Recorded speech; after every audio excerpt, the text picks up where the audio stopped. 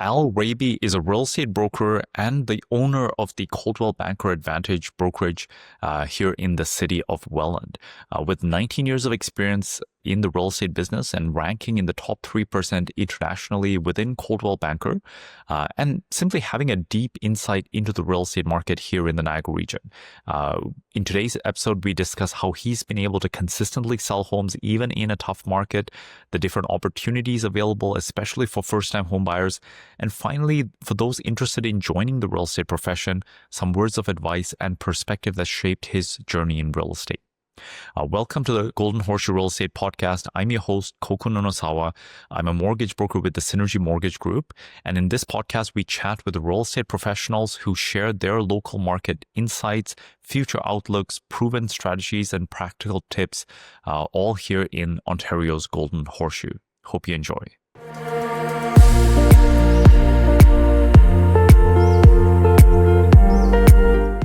So Al, when it comes to some of the best opportunities that you're seeing in the Niagara region right now, if someone watching this were, say, a first-time home buyer, what are some of the best things that you're seeing in the market right now?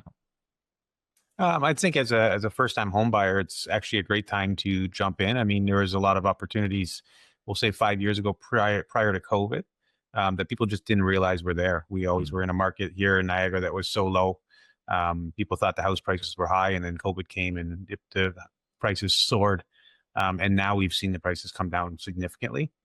And I think we are seeing first-time home buyers, locals being able to buy, because what happened during COVID again was a lot of investors came into the market here in Niagara. And so first-time home buyers and buyers in general were just not able to actually get into the market to compete against those who were coming from outside of this area that thought our prices were absolutely, a steal of a deal, which we didn't recognize. And so people missed that opportunity. And now, again, that opportunity has come back. And I think some people are starting to realize that. So I think it's a good time for people to buy locally. Yeah, no, I definitely remember that was definitely a very active time for investors, right? And as a result, like being a first-time home buyer, needing a financing condition and wanting to sort of do the right things in terms of protecting them as a client, it was very hard, right? Because everything was just flying, multiple offers, that kind of thing, right? Yeah, everything was a clean cash offer, and those who were, again, local buyers didn't get the opportunity to come in and put a condition in the offer, so they just couldn't compete for the most part. Yeah, no, absolutely, absolutely. I noticed, especially on Instagram right now, you have a lot of properties that you're listing, but surprisingly, I'm seeing many posts that you've shared of homes that actually have ended up selling, right? Especially in the last couple of weeks here. Yeah. What have you found that's been working in terms of getting many of these listings sold? Because I know from talking to many realtors, like it is not the easiest time to sell a property right now. So what are you doing that's, I guess, working? Yeah. Again, I'm hearing the same thing. I hear that all the time. It's a tough market. I think real estate's a tough business in general. I think I don't want to say there's any luck in it. I'm in a right price point. And I have hard conversations with my clients. I mean, it's not fun conversations, but we have to make price adjustments. The market's changed. I mean, I think people really love real estate and think that it always goes up. These are one of those times that show people that the market does go down, and it's hard for some. Some don't want to make those changes. Some are not ready to be in this market because their prices are still in line with 3 years ago. But I spent a couple of weeks, about a month back, going through every listing and realizing, we did everything. We did a lot of marketing, like paid advertising. We did open houses. We had showings. Some of them we had very few showings. And it was just a time where I said, you know what, I got to spend a bit of time over the next 2 weeks and speak with everybody and really reassess the value and make some price changes. And I think for the most part, 90% of the people I was working with made those adjustments, and we got their homes sold, right? It is a very much a market based on price right now. You need to be within the range, even maybe below the range to attract a couple of offers. But you can't be overpricing your house in this market. It's going to sit. And as we all know, it sits long. It just gets lower and lower in value. So that's one of the biggest key things. And again, I have had a lot of listings that were in that right price point, 600 and under seems to be moving fairly well. Homes that are 800-900 plus, they're sitting a little bit longer, right? So I think that's been the biggest part for me to be able to sell a lot of these properties over the last month. is just really being on point with people and being upfront with people when it comes to price. I just listed one a few days ago. We talked about price. The client thought their house might be a little bit higher. I suggested where I feel it should be. We met in the middle, and we've already seen two offers, and we've only been on the market for a week, right? Oh, wow. So we're going to present the second offer today.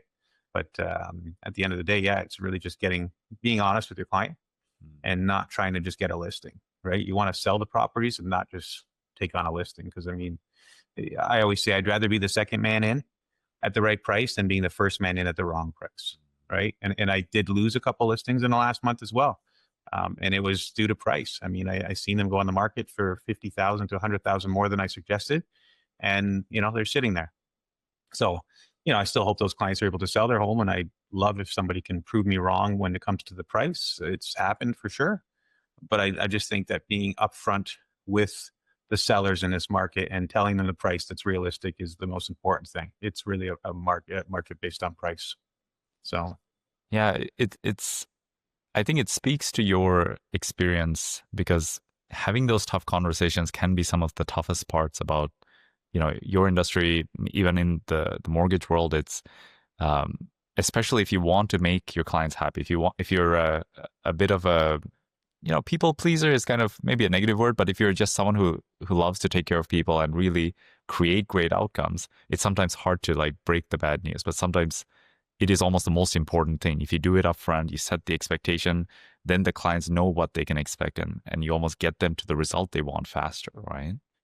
for sure. And again, even I've been in the business for 19 years. It's still not an easy conversation for me. And there's times where I feel like I procrastinate 2 or 3 days having the conversation to just say, hey guys, like we really need to get to this price.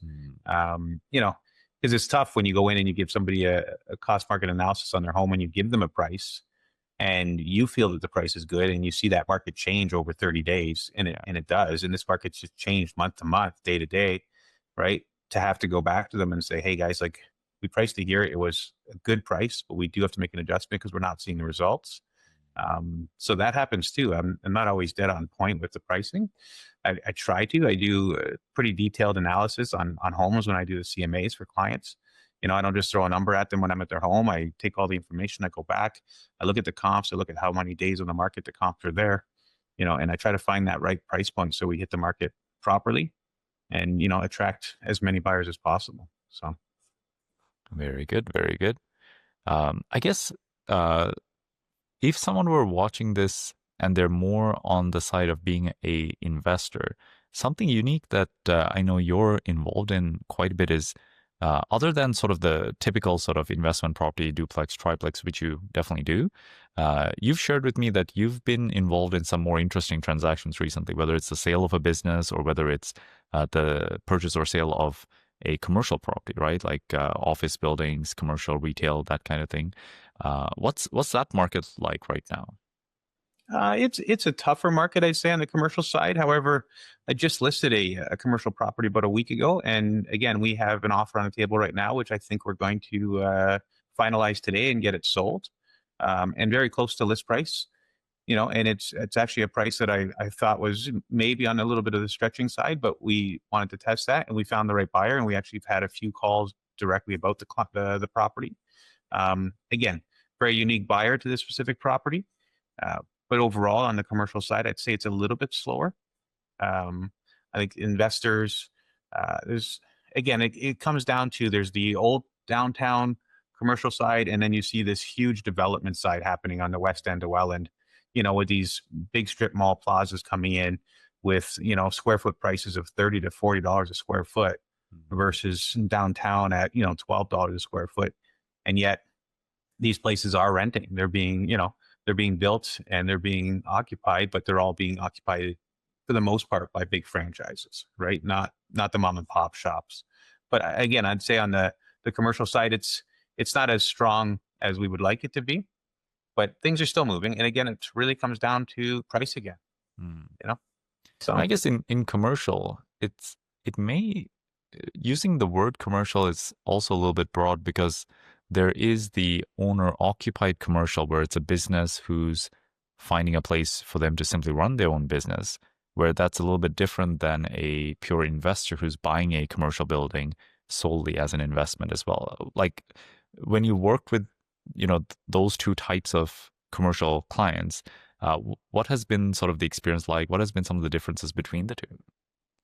Again, I think when it comes to a commercial end user who's really looking for the space to occupy for themselves, I think that's a little bit stronger of a candidate for this market. Hmm. They can go out, they can find themselves a pretty good deal on a building, and they're going to own or occupy it.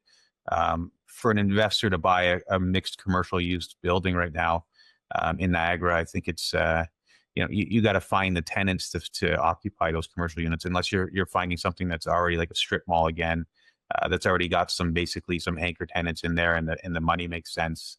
It's really not much different than a commercial investment versus a multifamily investment. I mean, the numbers have to make sense. So as far as an investor goes, they're really just looking for the numbers to make sense. But I Okay. think the owner occupied commercial is definitely a more moving market right now than Yeah. the investment side. And that mimics what we see in the residential side, right? Because even in the residential side, the owner occupied, especially like you said, the homes in sort of that lower price point where it's just a need. People need to live in a home, and when the time is right, they're much more willing to move forward, despite where interest rates are. As long as they feel secure in their situation, they're willing to move forward. Versus we're seeing, especially in the residential side of investment, the duplex, triplex, that market has really slowed down, right? And there's quite the For sure. difference there. Yeah, no, I've sold a few of the multifamilies over the last month and a half, but they were good deals, and they had to be. Again, it's the whole market in general. It's all about price, regardless of what part you're really in. Um, like the multifamilies that I sold, like I sold a fiveplex and a triplex. We've got a duplex for sale now. I've got the gentleman who just purchased the triplex messaged me yesterday, said, if you come across something with 14 units, we're interested in another one. Again, they're out of town investors coming in, and I think there's that little push in the market where right now I feel like we're at the tail end of the market going down, and we're going to see the turn soon. That's my own opinion. I don't follow everything to kind of just watch what everyone else is saying. I just, based on what I feel out there, what I'm seeing, hearing, I feel like that investor pool is slowly making their way back to the market in Niagara, Mm. because they're realizing that the prices have come down to the point where they know there's going to be a turn, right? And I don't know that those homes are going to drop much more in price. They could. I think we've really kind of started to see the bottom on certain price points. And yeah, I think the investors are slowly starting to come back out there, and this is the time for them to come out. Yeah, yeah. So No, it'll be interesting. I think right now probably many first-time homebuyers are happy that the investors are not here, because it's there's a lot of options available for them, but not as much competition. But the funny thing, like with a few of the clients I have pre-approved, I've noticed the best deals still get like multiple offers right now. It seems crazy, but like even in this market, if like you mentioned, if the property's priced well enough, it attracts the few buyers who are out there, and they seem to sometimes get multiple offers, right? What are you seeing yeah, on that side of things? again, I have a client. We just submitted an offer about a week ago, and we competed, and there was three offers on the price, and it was in the $600,000 range. But we competed with two other offers, and the other offers that got accepted were conditional on a sale, and ours was only conditional on financing and home inspection, which was strange. However, there's, again, coming right back to the whole point, is price is so important right now. Like, people are always asking when you list a house, like, hey, are we going to see bidding war? Like, well, most likely not. But if we price your property at the right value, or even below the right value, then yeah, you'll probably see multiple offers. The problem with that is if you price it too low below market value and you end up with multiple offers, we're seeing that the offer that comes in that's the highest is still below what the client's actual expectation was. Yeah, And so what happens is the house comes off the market, and then 2 days later goes back on the market at a higher the price. And higher then people price. call me and they say, hey, wasn't that house on the market for like 500 and now it's Yeah, six? yeah. Because they didn't achieve the price they wanted with the three offers they got. Mm. So it's a hard game to play in this market too, when you start undervaluing it too much, because you have to keep into consideration that obviously banks and appraisers have to come in and appraise that, and if they see this really low value and somebody who pays 150,000 higher, right now the banks have to come in and question, are they overpaying for this house, Mm. right? So the appraisal has to come in as well. That's a So good point. That's a good point. yeah. So I think one takeaway someone can get from this is that even though there's a lot of listings on the market, there's not necessarily a lot of listings that are priced appropriate for the market. So just because the number of homes that are available, not all of them are priced appropriately. And it seems the ones that are priced appropriately are getting the attention. So if you're an active buyer right now, you're probably looking at those homes that are more appropriately priced. It still makes sense to really get your ducks in order and really like get pre-approved, get ready to take action for when that right deal comes along. Because you may face competition, you may face a more active sort of negotiation once you find that right home, right? Yeah. Yeah, because there's going to be a pool of buyers in that same price point with you that also are going to be watching. What I'm finding is that buyers right now are just watching the MLS, whether it's realtor.ca or all the other sites that the information is on. They're watching it daily. They watch it more than we watch it half the time. You're out on the road showing houses and you're getting clients texting you saying, "Hey, what about this house?" And you're like, "I haven't seen that house." Where they're like, "Oh, it just came up 2 minutes ago." I'm like, "Okay, I haven't had the chance to pull over and see that yet," because they're watching it so closely. And even the ones that are listed, they're watching, they're waiting for the price reductions, and so some clients will say to you, when you ask them for a price reduction and they haven't had a lot of showings, they'll say, "Well, why would we reduce the price if we haven't seen enough people to get enough feedback?" And I'm saying, well, if nobody's coming and we're doing marketing or we're doing advertising and we're doing open houses and we track our views online, and I track my views on my website, I track my views on my paid advertising, and I can see that, hey, we've seen 10, 15,000 people view this property over the last 2 weeks and only 2 showings from that. And even some of their sites will show you that, hey, 5 people asked for driving directions, meaning that 5 people wanted to get directions to go drive by it and see the area, but they still didn't book a showing. So then they're saying, well, why would we drop the price? I'm saying, because you have to drop the price because nobody's actually showing up to the door and we're doing everything to get them through the door. And then they're always concerned that if you drop the price, that somebody's going to come and negotiate you even lower than that. And my answer to that is, yes, that's possible. However, the seller's always in control of what they accept. So even if you drop the price by 25,000 and then somebody comes in and sees your house and gives you an offer for 25,000 less than that, all that really tells the seller is that, hey, you're now finally in the right price point, that somebody was willing to submit an offer to you. It doesn't mean you have to take it. It just means that you finally have got yourself to a point in the price that somebody's been willing to come through the house and see it and then throw an offer at you, right? Now, and then you start to negotiate. But people's concern is always, if I drop it, they're going to come in and negotiate even lower. Of course, that's a possibility. But if they offer, that means that you are finally hitting the right price point that somebody's willing to offer, right? Yeah. And there's a lot of human psychology in there as well. Like a buyer is much more willing to place an offer on the home when they know there's another offer already on it, right? They almost feel like, oh, this is a home that is worth the money that it's listed for because someone else is willing to offer. So it kind of, it creates a bit of momentum, right? Yeah, it creates value all of a sudden. Yeah. Yeah, when someone wants something, someone else wants something, right? It's like when a listing, sometimes you talk to a client, you say, listen, let's just pull the listing off the market for a week. Let's take a break. Let's reassess the price, and then we'll go back on the market and we'll do a couple changes in the house. And as soon as you pull it off the market, all of a sudden you get 4 or 5 phone calls from people saying, hey, that house you had listed, like, what's going on with it? And you're like, what do you mean what's going on with it? Like, oh, I've been watching it. And are you guys putting it back on the market? It's like people are watching. And as soon as you take it off and they can't have it anymore, then they make the phone call versus they could have made the phone call, right? And asked maybe how motivated the seller might be and throw an offer in, but they wait. And then when it comes off the market, then they're like, oh, I was really interested in that house. I'm like, but I didn't know you were interested. I didn't know that you were the viewer online that looked at it 30 times, right? So, but that always happens. So it's like it creates value, and all of a sudden when it disappears out of reach, then somebody's like wants to reach for it. It's a strange thing for sure. Yeah, absolutely. So, I mean, you mentioned you've sold a few properties recently. What have all of those gone fairly smoothly, or any recent stories of I guess where things didn't go as planned, or maybe it came close to not going as planned but still sort of came through? What's it been like recently?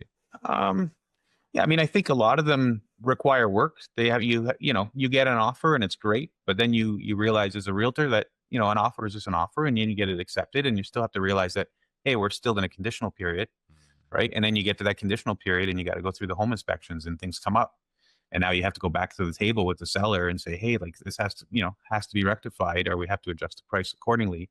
And we've had that on a few properties in the last month, where we've had to make adjustments on the purchase price for the buyers in order to get the deal done. And it's happened on a good majority of them because we're in that market, right? Again, 3 years ago in that position, you could have bought a house, even had a home inspection clause, found something, and then went back to the buyer and said, listen, we want $5,000 reduction to change this. And the seller would have most likely said, no, I have 8 other offers as backups ready to go. So buyers know that it's a buyer's market. They know they have the power to renegotiate. So yeah, there's no easy transaction in real estate till the moment it closes, till the day the lawyer calls you and says everything's closed. And even then, you're still, you want to make sure that the buyer and the seller are happy. So you're representing usually one of those sides, and if it's your buyer, you want to make sure they're happy. They got into the house, everything is as it was. That's why we do the walkthroughs. So yeah, it's not they're all tough. There's no question. Every transaction right now is not done very simple, right? It's not just a quick, easy, here's an offer, it's cash, there's no conditions. We'll close in a week. Here's a big deposit. Everything comes back to what we were 5 years ago. Smaller deposits are being provided. The closings are 60 days out. You got to hope that nothing changes in the midst of that somebody feels that, something's changed in their circumstances with the world, with tariffs, and right, that they're like, man, I lost my job. And then you get into that situation. Right. So yeah, no, I think every deal is a lot of work. And that would be very tough if you have a long closing and if the buyer lost their job. And yeah, it's now so far, at least from the lenders I've worked with, I've honestly found it funny how lax they've been recently, where they're not calling the employer as much. Like they may call during the approval period, but they're not doing those extra checks. But I have heard stories in the past where like a couple of days before closing, the lender always has the right to call the employer to check, hey, is this guy still employed, right? Yeah. And those are the worst emails whenever I see from my clients. It's like, hey, I got this great job offer, but I have to accept it before closing. Is this going to screw up our approval? Yeah. And yeah, no, it's like I said, every deal is a grind. It's tough, and I wouldn't say it's much. I prefer this market in a general sense. I prefer a market that takes a little bit of time to find the right buyer. I didn't love the COVID market. Everybody thinks as realtors that we just loved COVID and we were making so much money and everything was selling in a day. Yeah, does it feel great to not, to put a house up and sell it? But there was no real, I'd say there's no real professionalism in just throwing a house up on the market and just picking a price and then somebody coming in and offering you 200,000 more and you didn't actually value the house properly because you didn't know, you just threw a number. This market forces you to do the work, look for the right price, get it on the market, and then truly advertise it, like market it, spend some money, work with your client, get a good relationship with your client. And they also know that you worked hard for them, right? And that feels better than, you list a house and 24 hours later it's sold for 150,000 more. You barely got to know the person you're working with. They barely know you. Yeah. Right. It's so I do prefer a little bit tougher market. Interesting.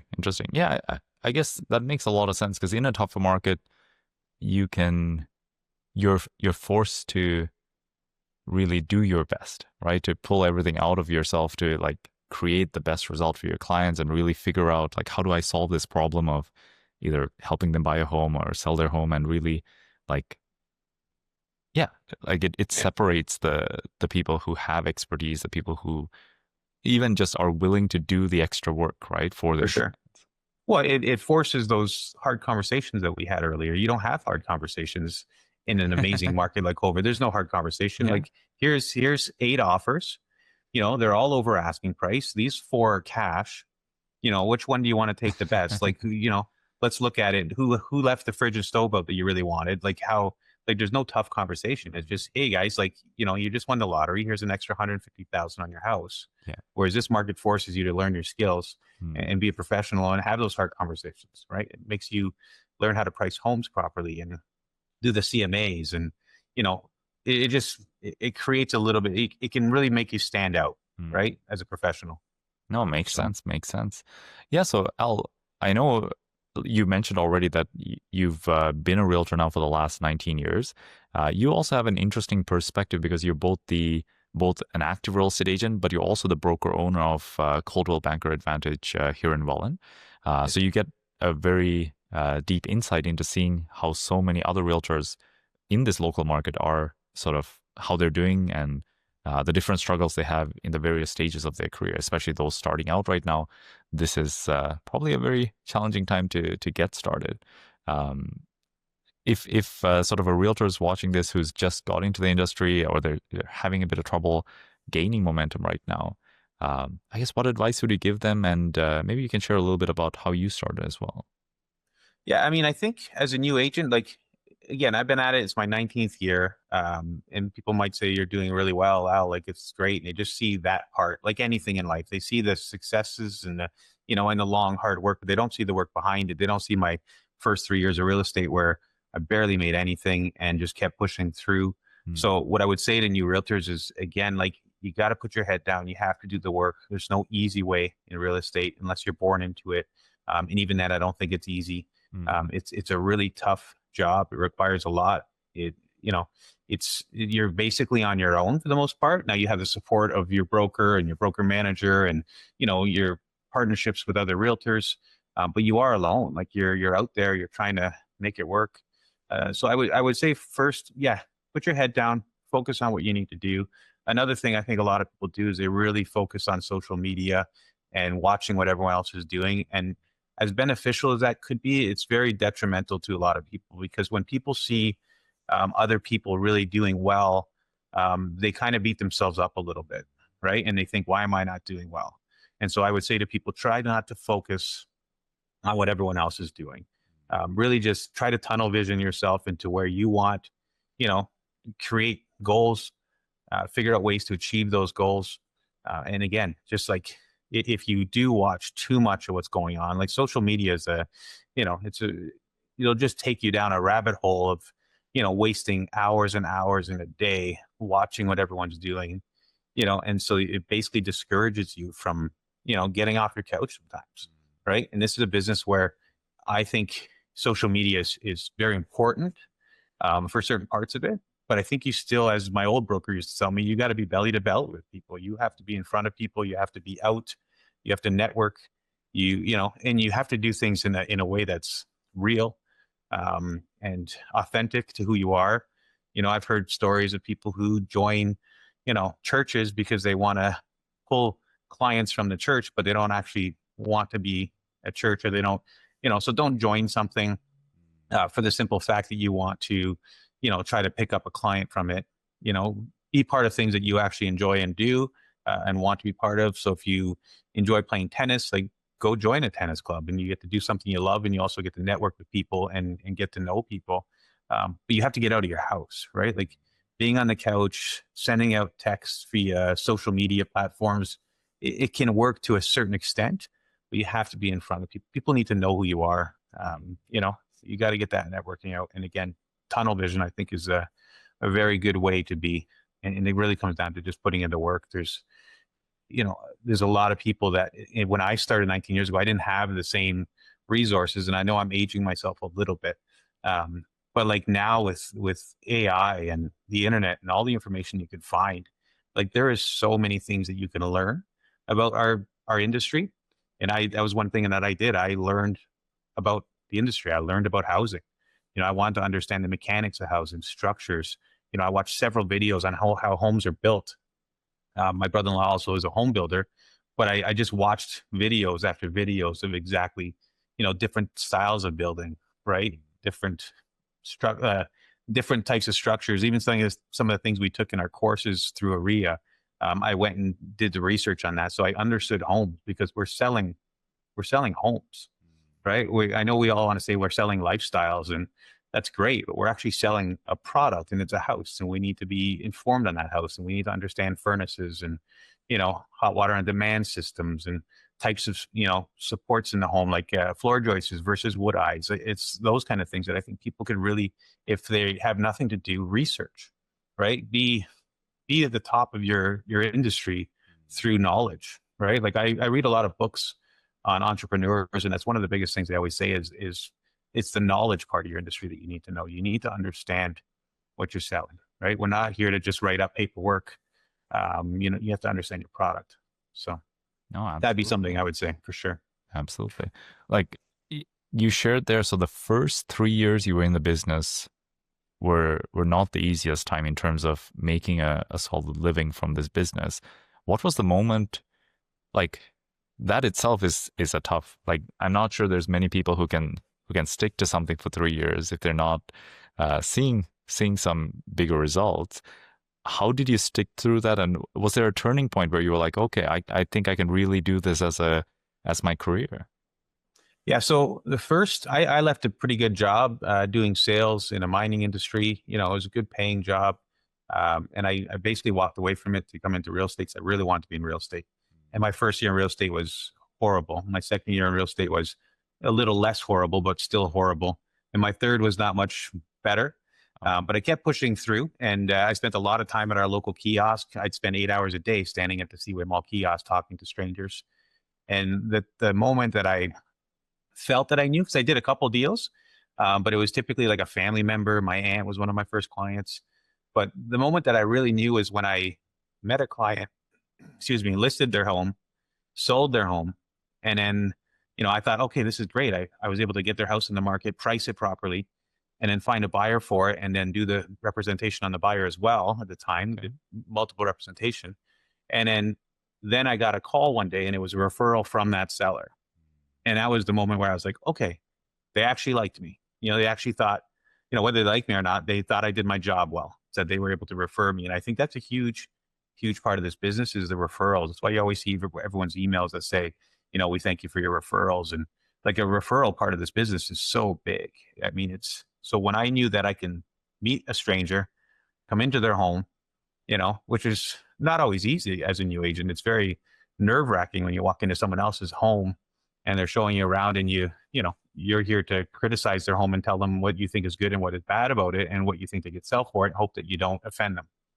So when you was able to do that, sell it, represent the buyer, and then get a referral out of that, and then get the referral and then sell that home, and then continue that referral basis, that part was a very big factor. And it was what told me that, yes, I could do this. And I'll be very honest.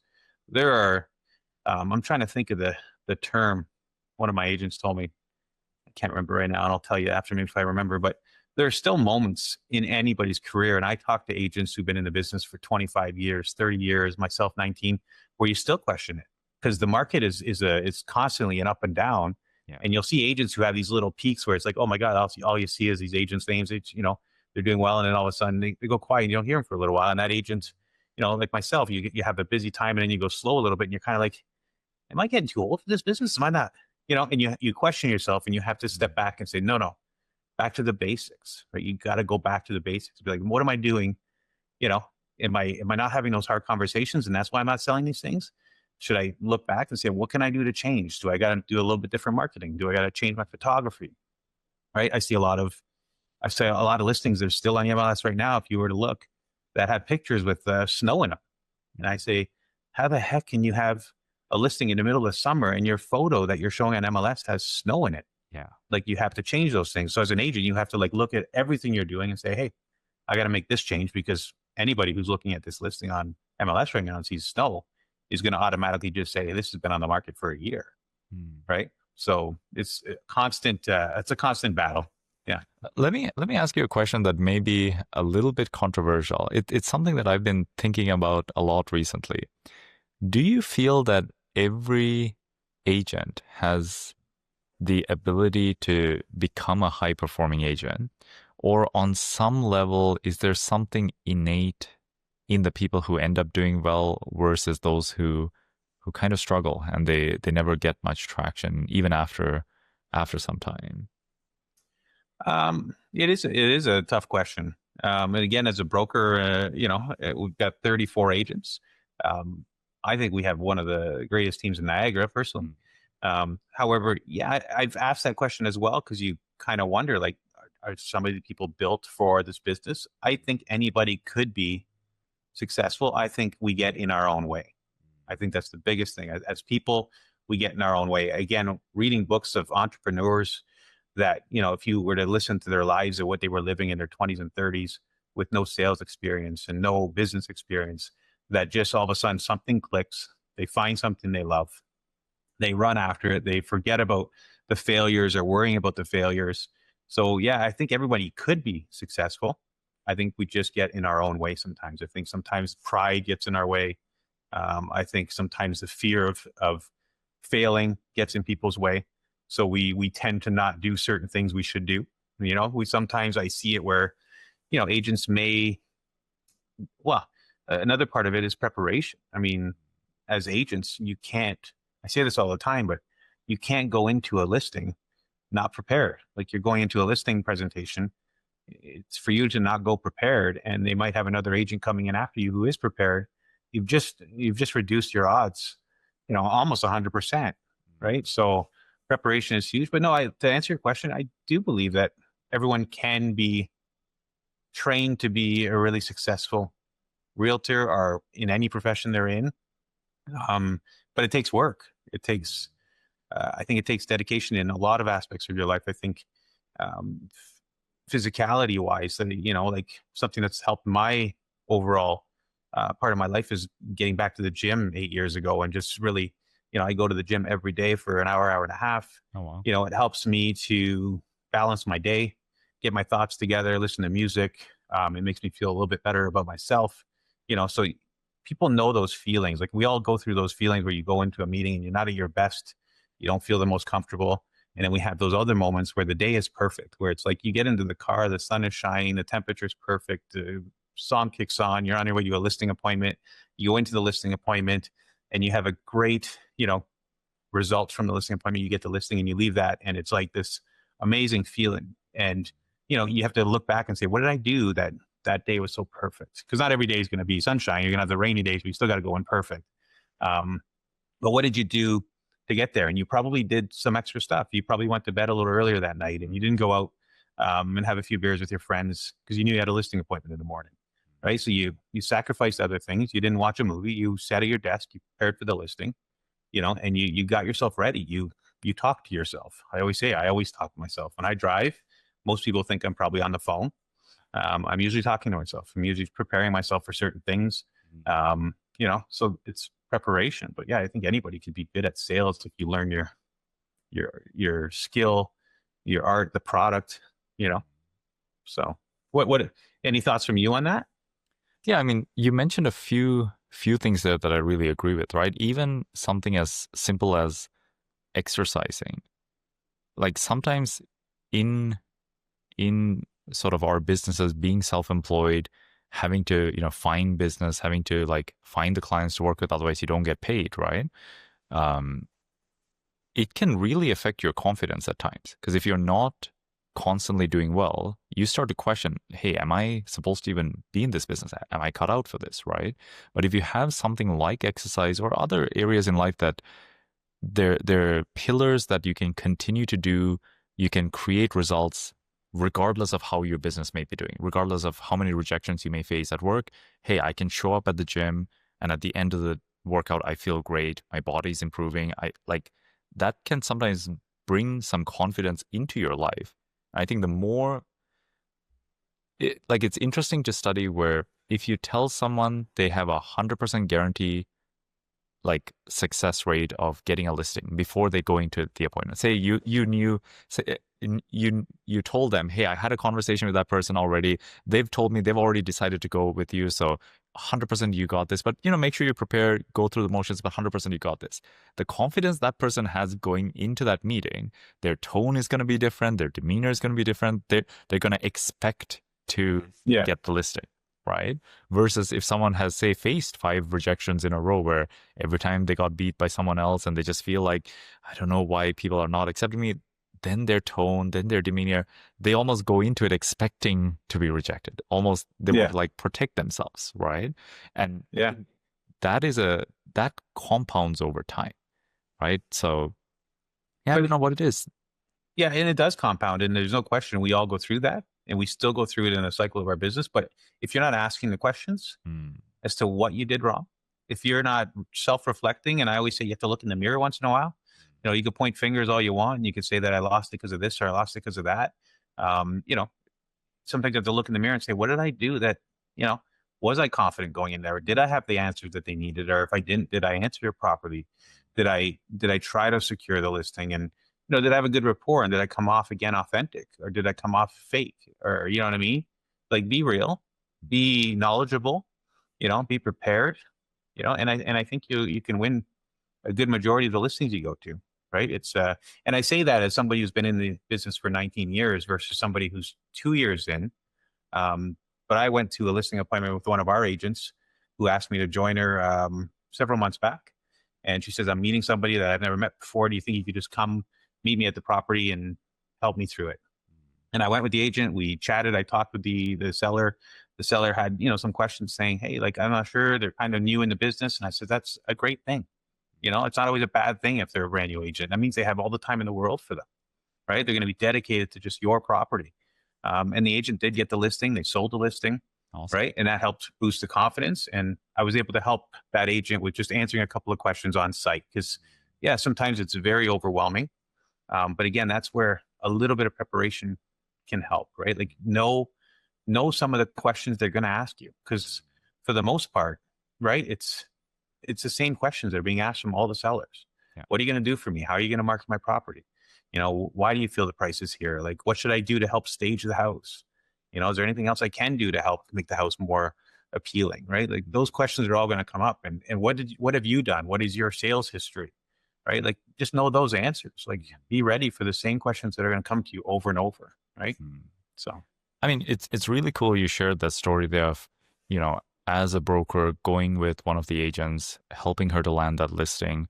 I think something that I've really valued over the years has been even the mentors in my life, right? People who are a little bit further ahead, took the time to show me the ropes, help me sort of get a start, right? I still had to earn it. I still had to find the business. I still had to do, all the hard work in a way, but they were willing to point me in the right direction and like speed up that learning curve in a way. Yeah. Right. So in your life, have you had any mentors or people who really sort of helped you sort of along the way? Yeah, I definitely have. Some know who they are. And there was one that I spoke with a few weeks back that had no idea that he was one of my mentors. And I just happened to run into the person at a house I was showing, he was showing. We ended up competing in offers. And, he had no idea that he was one of my mentors, but he was over the years. Just through the ease of conversation we had and always being able to just answer a question or kind of like, through the negotiation process that I've done with this agent several times over deals, that I was able to pick up certain things and how he communicated, and I mentioned to him in that conversation afterwards, I sent him a quick text and said, hey, you have no idea that you've actually been like a good mentor of mine. And he's like, really? No idea.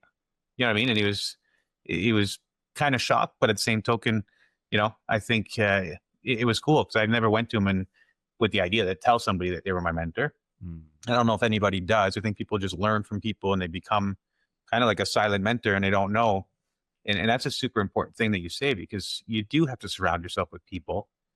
And again, comes back to that pride thing that many people have that they don't want to pretend that they don't know, or they don't want people to think they don't know. So they kind of try to pretend that they know. So it's good to surround yourself with people who are maybe ahead of you in a sense of the time in the business that they can really speed that up, right? They can show you things that maybe will help you in your next listing presentation, right? Come with you. And, so yeah, and mentors are huge. And I mean, again, they don't always know that they are your mentors. You just look up to them silently and you follow some of the things they do, right? Well, let me ask this question another way. If a newer agent was watching this and, it can be about you, but doesn't have to be specific about you. If they are looking to have a mentor in their life and really, like usually most mentors like yourself are busy because you're actively doing the thing that you're good at. That's where you have the ability to give relevant advice and really help point them in the right direction. But time is always something that you have a limited amount of, right? You have to, divide that between your family, your business, the brokerage. There's many things taking your time. What qualities would you say you look for when you think about, okay, do I want to invest this amount of time to really help this person move forward? Like, what are the traits or the qualities that you see where it inspires you to be like, okay, I really want to help this person sort of get to the next stage and really like invest into someone? It's a good question. I never really thought of it that way. I do like helping people as much as, yeah, sometimes it is time consuming. As you said, I have 3 kids, family, the brokerage, real estate, I've got other things going on. And um, so it's time consuming, but I like seeing the successes from, when it comes to our team at Coldwell Banker, I really enjoy seeing the successes. And it's not because we make a small percentage off their deals. It's really to see them succeed. Like I want to see every one of our agents do well to the level they want to be well. Everyone's success level is very different. Um, so no, I couldn't say that I look for something other than maybe the idea that, yeah, they really want it, right? I mean, they're willing to do the grind, they're willing to do the hard work. It's one thing if somebody, asks you a question, you answer the question, and then 2 weeks later they re-ask you the same question because they just didn't, take it in. You know, you have to listen if you're gonna have a mentor and they're gonna teach you something, and you have to take that and you have to like put that in your head and keep it there and learn from that, right? And not continuously just look for somebody to give them the answers, but also look to get the answers, and then maybe call me and say, hey, I was looking into something, this is what I'm thinking, what do you think about this? And we have those conversations once in a while. We chat and bounce ideas off each other, and you're like, oh, you know what, actually I would do it maybe a little this way, but it's a great idea. So yeah, I think somebody who's just willing to put in the work is somebody that I'm also willing to put in the work with, right? So, but yeah, it's a good question. Yeah, no, I I- the reason I asked that is like even looking back, right? Like I wonder sometimes how I was so lucky over the years to have like people really, and sometimes it was just a limited amount of time, but it's like to me their impact was profound, right? Like um especially early on there's a person that really gave me a lot of confidence simply because I was at a stage in life I didn't go to university and I was deciding between this path. Should I go into real estate investing, be self-employed, becoming back then that was before I had become a realtor. And this person, he was fairly successful. He just told me, yeah, if you're starting a business, it's up to you, but getting a degree isn't the most important thing. Here are the other things that if you focus on, it'll probably help you get ahead. Learn sales, learn marketing, learn communication, right? And like he didn't take all the time to teach me all of that, but even just that simple conversation just left such an impact. And I'm like, that was really powerful for where I was at that time, because like I was surrounded by this group, right? My parents, the people I'd grown up with, who are all sort of saying the same message of like, this is the path you should follow. This is the only Yeah. way to get ahead. And then just to have someone different who I could look up to a little bit further ahead in life, they were kind of doing what I wanted to do. And to have them simply just tell me, no, there's this other path you can go on as well, and you get to decide, right? Yeah. It's again, I've watched you grow in the business because I remember seeing your name pop up in the industry as you got into real estate, and it was kept popping up and it kept popping up. And that's what you see, right? Especially in our old system where the name used to pop up on the listing all the time. Yeah. And you'd be like, oh, there's another, purchase from Coke, another purchase from Coke. And you're like, who is this guy? And then we met several years ago, but um, yeah, I think it's cool to see that, right? And it's nice to have mentors that help you kind of push through that. But you're, again, as you mentioned earlier, like, do people have it naturally? And then can everyone do it? I think everyone can do it. I think some people have it in them a little bit more to really want to push and are just willing to, just go that extra mile all the time and always want to learn. And that's, I think, something that you possess. I mean, it's one of those things where every time I speak to you, you're always thinking of the next thing, right? You're always kind of moving towards something. I feel I'm similar to that. I'm always wanting to like progress, and I don't want to sit still. I don't want to be idle, because I think idle is it gets you hit a plateau, and if you just stay there, then where do you go? From there, you go down, right? So you can't just stay right here, because at one point it's going to start to go down. So you're, again, one of these people that just constantly wants to learn, figure out new things, grow, and then you grow to a point where you're just like, okay, well, what do I do next? Right? I've hit this plateau. Now what can I do? Right? So yes, some people are built with that in them to just continuously want to chase things. Hmm. And I think it's a great indicator of whether you'll do well in this business, right? Yeah, I think most people who do well in real estate are not somebody who would potentially really want to stay in a position of a 9 to 5 job, right? I had that job, it was a great job.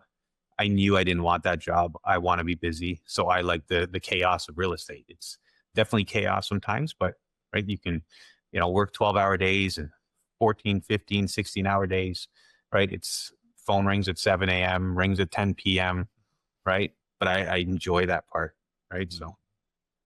So Al, to kind of wrap this up, we've learned a lot about you here in your 19 years. You're now a successful realtor. You run a real estate brokerage. What's next for you? What excites you? Like, what are you looking forward to over the next couple of years? Well, I mean, again, 19 years sounds like such a long time, and I'm only 46, so realistically, I started fairly young. Hmm. So what's next for me? I'm not sure. I'm going to be in real estate for as long as I can ever be in real estate. I think growing our team, making sure our team is ahead of the game, is probably one of my bigger goals. I want to see everyone in our team succeed. You know what I mean? And yeah, will we grow a little bit more? For sure. I've never been the person who wants to have the biggest real estate brokerage. I do want to have the best real estate brokerage. I think right now we do, as far as when it comes to the group we have. We work well. We're doing well as a company. I think all our agents are doing really well. I see the stuff that comes through. So in a tough market, to see how well and resilient we are as a brokerage, I think is awesome. So I want to keep on that path. Now, the world is changing all the time. The technology is changing for real estate, the AI coming in. So getting on top of that is something definitely it's important to me, as far as the brokerage. And I've been looking into certain things. So yeah, and again, I'm one of those people that will always, if you ask the admins in the office, I'm always calling them, shooting them ideas, saying, "Hey, can we look into this? Can we look into this?" Because my mind's always running. And then it's like, okay, this one actually works. Let's stick with this and move in this direction.